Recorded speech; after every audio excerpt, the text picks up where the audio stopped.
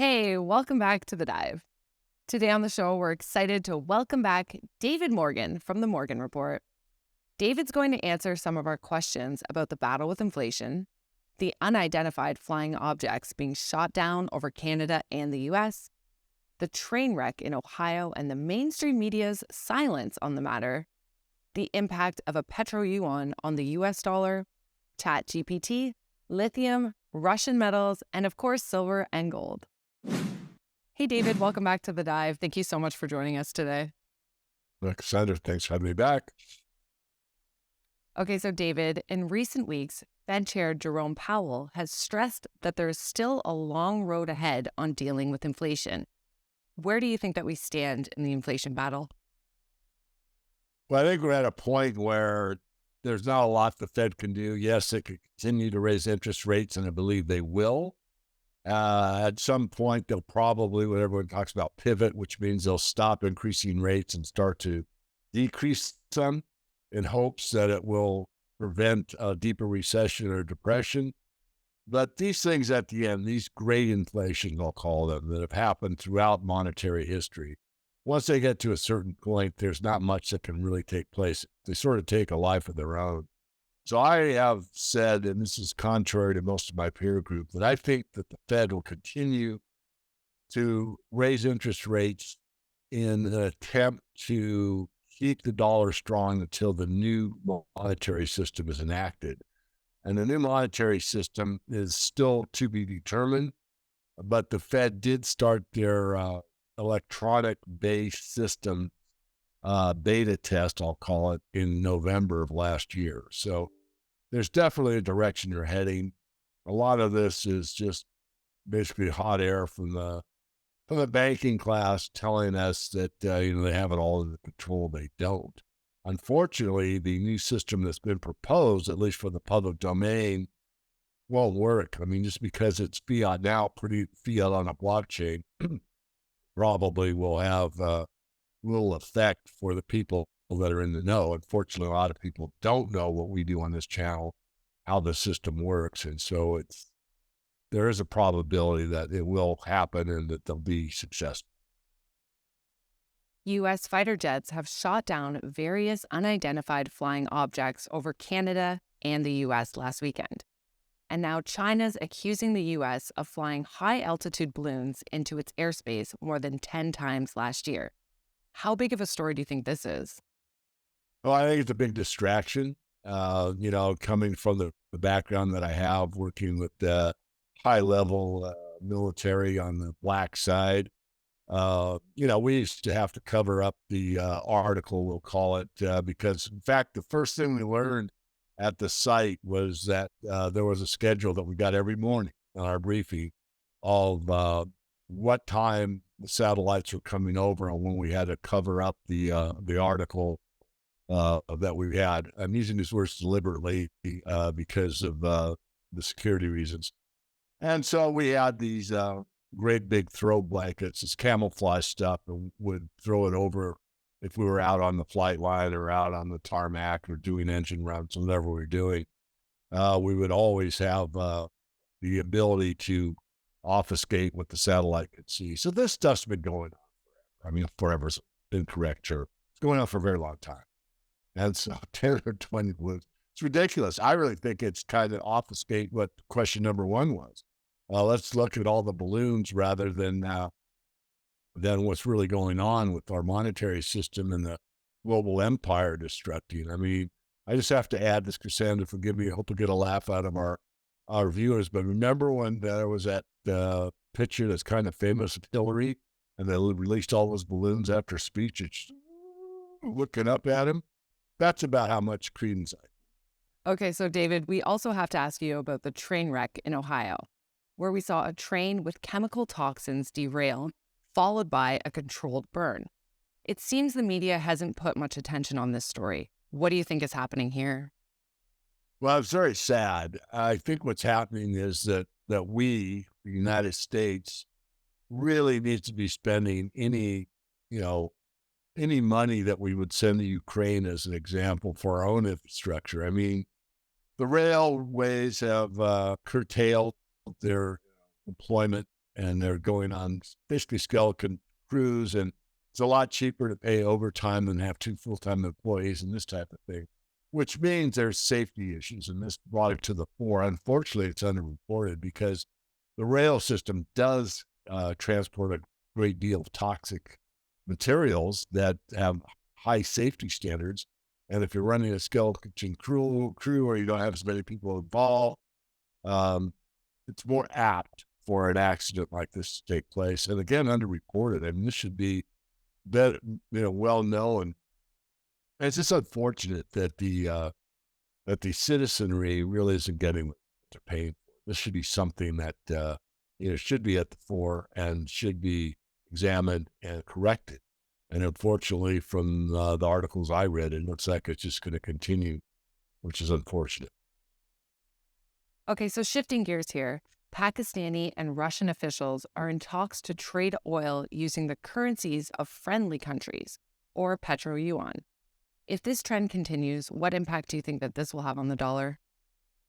Yeah, it will continue to put the dollar in a secondary status instead of being the primary reserve currency of the world.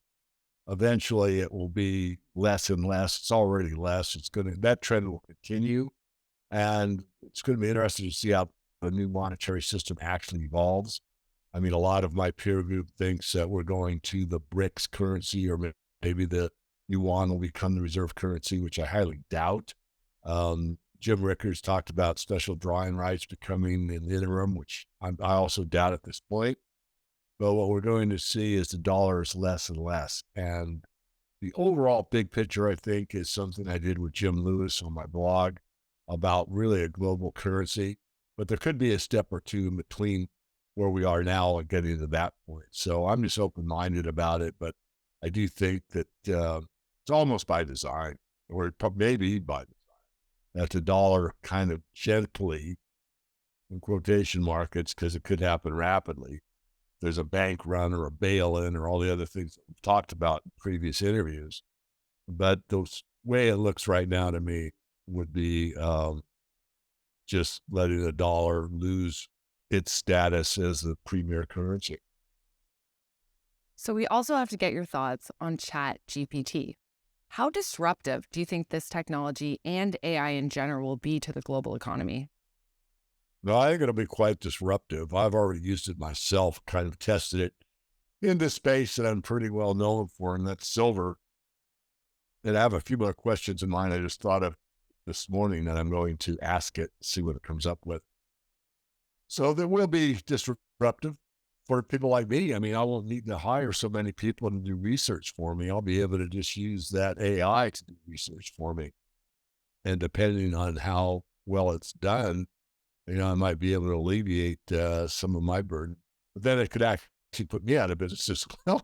It's like, well, we don't need David's opinion. We just need to get on the AI. That could be valid as well. So I think it's a big disruptor. But I've thought about this question, and here's my problem with the whole concept. Not that it disrupts jobs. I don't think we can stop that. But as I've said many times, I kind of got out of the habit because there's so much misunderstanding of the statement. But the statement is there's nothing more powerful than the truth. So if the AI was programmed, because all it is a program, machine language program, and if it was programmed with the truth, then we would have an objective basis for whatever the question is. But if it's biased, then we're not telling the truth. And it's been, I've seen enough examples and tested it myself, where in the political class, it's been asked to give a poem about a certain president or foreign minister or whatever, and do one on the opposite side of the aisle. And it's very, very, very biased. And I'm very unbiased. I think I think very little of either one of them. Whatever party, blue, red, doesn't matter to me. I pretty much blow them both off. But that's more or less subjective from, my database, what I think about the political class. But an AI shouldn't be biased at all. And it is. And because of that flaw, because that isn't the truth, then we're going to see that compound. Whenever you put a bug into any software, it needs to be routed out at some point. Sooner the better. And the more that proliferates from a equation that isn't correct or a flaw, bug we'll call it, the worse it can become over time. And that's exactly how I see this AI. So I'm not that favorable to it as it is constructed at this point in time. Okay, so let's move on and talk about battery metals.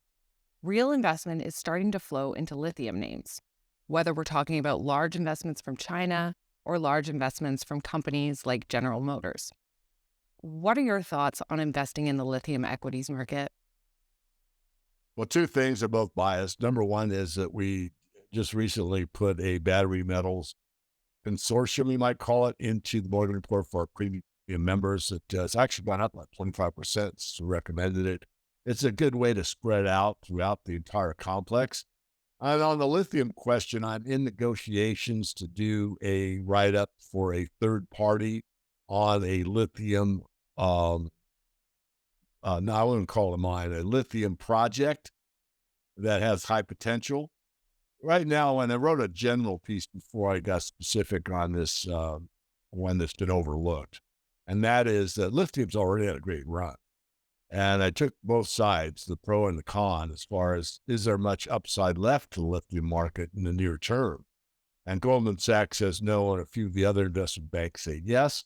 So I presented both sides. I think long term, yes. And again, there's always, I've learned this from other people in my industry, that if there's a big run on a particular element like lithium, and you could find a company that's been a laggard but is better than, equal to or better than its peer group, then you usually can make money on it. And the downside is very limited. So this is the situation. This company's peer group is 300 or 400% higher than it is. And once it comes out with the 43101, it's likely, probability is fairly high that I'll catch up to its peer group. So that's my answer. The LME recently noted an expected rise in Russian metals in its warehouse, making up 42% of total inventory. How do you think that the rise in Russian metals will impact the overall market and the LME's operations? Well, Cassandra, as you know, we've talked about in the past, all markets move at the margins. So if you have enough supply, you're going to be fine. You can actually keep the price kind of where you want it if there's enough supply. So I think it will probably mitigate what could happen if Russia didn't supply the LME with that metal. So I think it's probably a way for the metals dealers at that level to maintain status quo. Russia decided to sell some of its gold to cover the budget deficit in January, as income from oil and gas revenues fell. Do you think that this will have an impact on the gold market?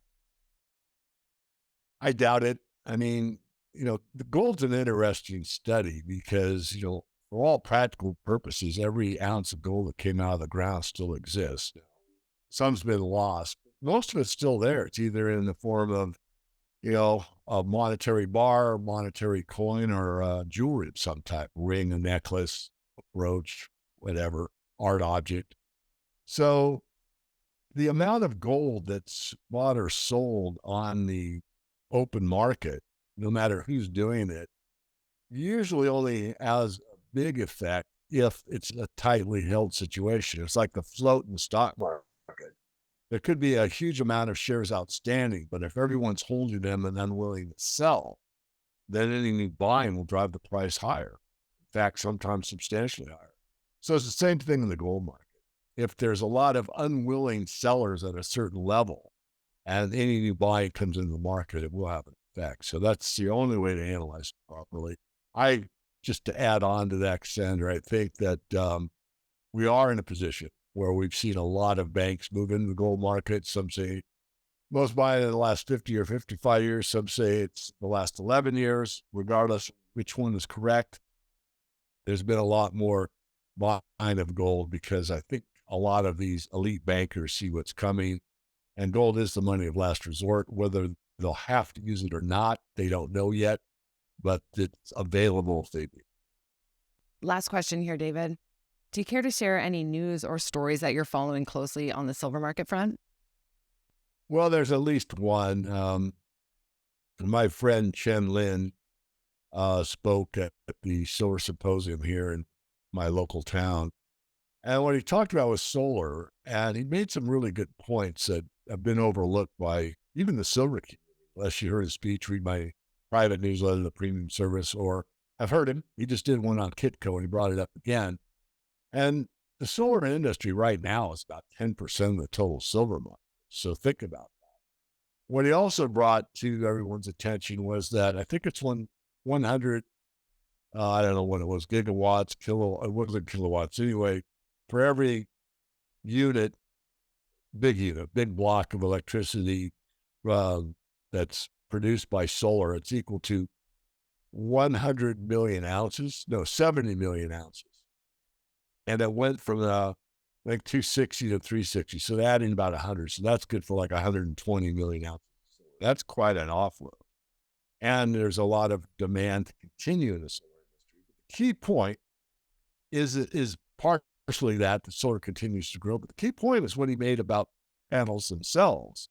And the panels have been thrifted, is the word that the industry uses. The photovoltaic industry uses the word thrifted, which just means that you're getting the same amount of electricity out of a panel by using less silver. And that's gone on from about for the last 20 years. And right now we're using about 1/4 as much silver to get the same amount of electricity out of a given panel than we did 20 years ago. However, what Chen points out is the newest technology uses a slice with silver and another slice behind that and another slice behind that and another slice behind that, which those new panels, the newer technology, will actually use more silver per panel rather than less. So he makes the argument that not only is the industry growing, but the best technology for converting sunlight and electricity using more silver per unit than it does currently. So there's a lot there. Hopefully I unwound it fairly efficiently so people understand it, but there's a lot of instances where silver could be used in industry that would wipe out the silver market. One is superconductivity. If the planet went to superconductivity, there wouldn't be enough silver to do it. There's another one that's used in wood preservative. Copper is used, but if you use silver, if you used every wood facility that needed that kind of a treatment, you'd probably wipe out the silver market. So these are things that silver could be used for, but is not, because even though it's a small amount, the space is so huge. Think of all the wood used in a given year on the planet. It's impractical because you just don't have enough of it. Okay, David, well, that's all we have for you today. Before you leave us, could you let our audience know where they can go to get more commentary from you? You bet. The best is the main website, themorganreport.com. I'm on Twitter at SilverGuru22. And I'm also on YouTube at The Morgan Report. If you just go to the blog, the main site, themorganreport.com, sign up for a free newsletter. And the blog has all the icons for our links to LinkedIn, Twitter, YouTube, all our channels. So thank you for the interview. Okay, great. Well, thank you so much for coming on and sharing your expertise with us, David. We'll see you again next time. Okay, thank you. Thank you so much for watching today. We will be back again tomorrow with another great interview. So if you like this kind of thing, be sure to stay tuned by hitting that notification bell and subscribing below. Bye.